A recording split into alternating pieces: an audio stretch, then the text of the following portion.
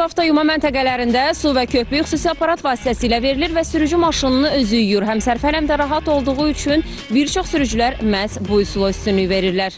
Bu üsul dünyada ilk dəfə Amerikada yaranıb. 20-ci əsrin ortalarında insanların maşınlarını daha tez və asan yumaları üçün hazırlanıb. Sonralar Avropa və digər ölkələrdə də bu sistem tətbiq olundu.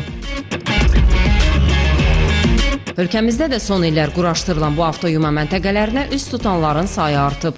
50 qəpik kifayət edir? Yox, 50 qəpik köpük üçün, belə 50 qəpik də yumaq üçün kifayət edir.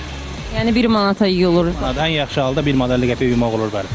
Təmiz olur maşın? Demək olar ki, çöldə qurulayırıq, təmiz olur.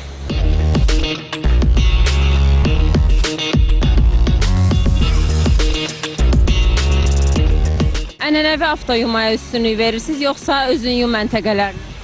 Adətən belə özüm yuma məntəqələrini istifadə edirəm, çünki belə özüm yuyanda daha rahat oluram. Birinci avtomobilə köpük vursunlar, altdan yuxarı istiqamətdə.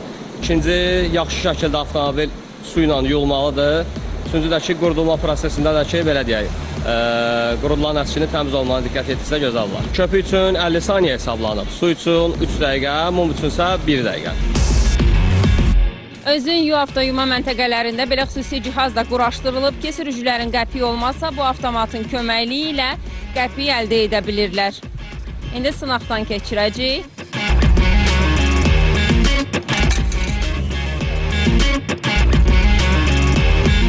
Bir avtomobili yumaq üçün 2,50 qəpik kifayət edir. Birinci mərhələdə köpük, ikinci mərhələdə isə su ilə yuyulma prosesi olur.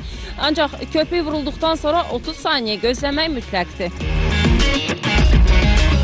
Ənənəvi avtoyuma mərkəzlərində isə məbləğ 10 manatdan başlayır. Bundan başqa özünüz yusanız belə bu məntəqələrdə bəzi texniki məqamlara diqqət yetirmək lazımdır.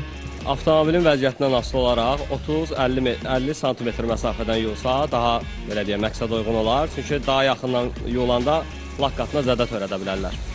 Proses operativ, sərfəli və biraz da əyləncəli keçir. Özün yu məntəqələri gün ərzində fasiləsiz fəaliyyət göstərir.